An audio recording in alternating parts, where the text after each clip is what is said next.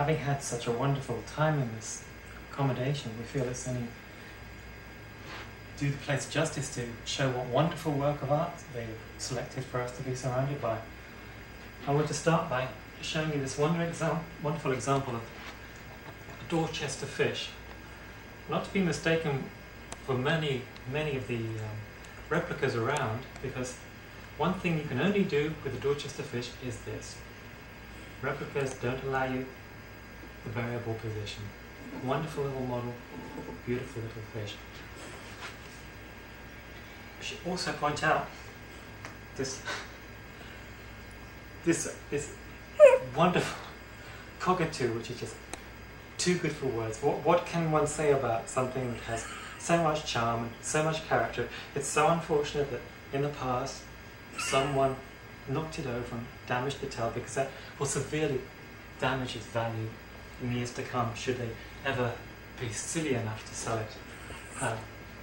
Another piece that particularly caught my eye, the subtlety and the shape of this beautiful Lancet Williams swan.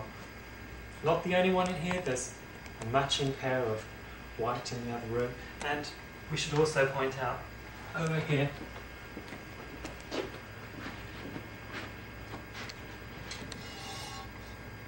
the Lancet Williams cockatoo yet again. Once again, unfortunately, some have had some trouble with the tails with these birds, but a beautiful piece.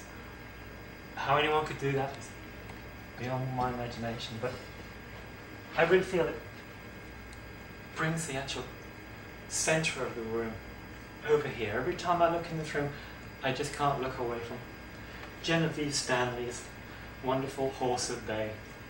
As is colloquially known, horse having a scratch, but just look at the beautiful lines, the duplicity of the neck to show the musculature against the curving nature of this wonderful little horse. Do you have any idea how much it's worth? This one, beautiful piece like this, I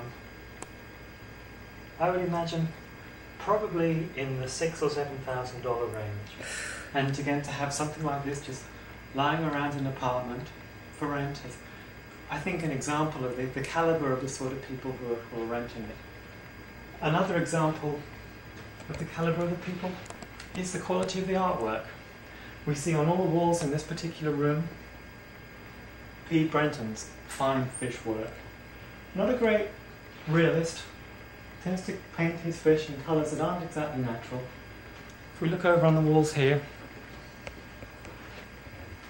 we see a rather strange mottled colour parrotfish, which certainly isn't found around Hawaiian Islands. More of a sort of southern Haitian type parrotfish, but still, he's not claiming to be just a Hawaiian painter. The reef, again, is not something you find around here, but it adds a lovely touch to the rooms. Brenton is certainly a fine painter, but I feel he's surpassed by, if we come this way, he's surpassed by one of his protégés, James England, one of whom's work we find in here. Not worth as much as the Brenton, but for my money, I think he captures much more of the Hawaii feel. Here we see far more realistic colours, using watercolour a lot more here. And notice how, with this sweep of the seaweed, he has got this hint of the orchid. So he's mixing the landlessness of Hawaii with the aquatic nature. And for my money, it's a painting I'd much rather have. How much money are we talking here? For an English, we're not talking that much. This picture is probably worth $250. The Brentons are worth probably at least $900, maybe $1,000 a piece. So nowhere near as valuable at the moment, but I think you'll find that come the next 3 or 4 years, we'll find James England worth far more. Is there any particular significance to its locale? In the bathroom, again, I like to feel that they saw this room as needing a work. Keeping all the Brentons together in that room, I feel, was a very good move. It gives a unity to the works. Putting the One England ahead in here, I think, shows that they felt this room, with obviously the watery element, combines this picture with its land and its water notions into a room that is definitely a room of land and water notions. But we come through into the bedroom.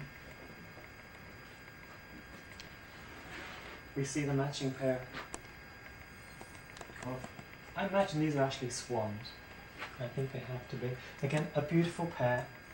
Luckily the neck hasn't been broken on this one. It's quite often the case. It's rare to find one of these, the shaped one with the attached neck. Where were they made? These were made actually in America. They're made by some of the fine porcelain manufacturers down in Texas. But a nice pair, and beautifully set off the room. And also we have the matching Delaware lampshades. The conch shell obviously gives again the unity with the islands. Not terribly valuable lamps by any means, but certainly a cut above the normal. I think the one thing I feel that does let down the apartment is the choice of these particular paintings. It's a Victoriana style, and as we see from everything else in here, we're very much talking about the late 50s to the current term. This painting was done by R.H. Impt in 1749. So the historical balance that you feel in this room is not quite carried out fully because of the modern texture of the light. The oval mirror is very nice, but if only they could have got one with maybe a slightly more wooden frame, then it could have given something more of a Victorian feel to this room. But for my money, if only they'd got a J.D. Edwards painting of the Hawaiian flowers. Edwards, I feel, is one of the best flower painters. He has a touch more modernity in it. He tends to like to throw in the odd Hawaiian man or woman in the background, sometimes gardening, sometimes digging, sometimes just kissing or whatever. But Edwards, I feel, would have been a much better choice for this room. Nice paintings, I mean, not to diminish their artistic stature, but in the context of the apartment, I'm afraid they don't cut it.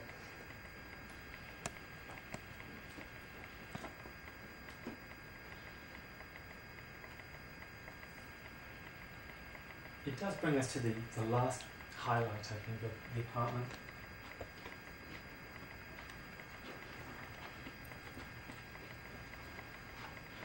And that again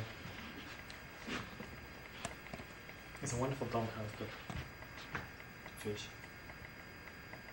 This one again is genuine. Much harder to tell with the wall-mounted ones because you're not in the position to be able to tip them to see whether they can stand or fall on their own. But just the nature of the wood, the fact that it's not symmetrical, stamped out, it's hand-worked, hand-painted. A beautiful piece, and of course, heading for the kitchen directs your attention in that way. So, unfortunately no great works of art in the kitchen, but I think everything else in the apartment certainly makes up for that.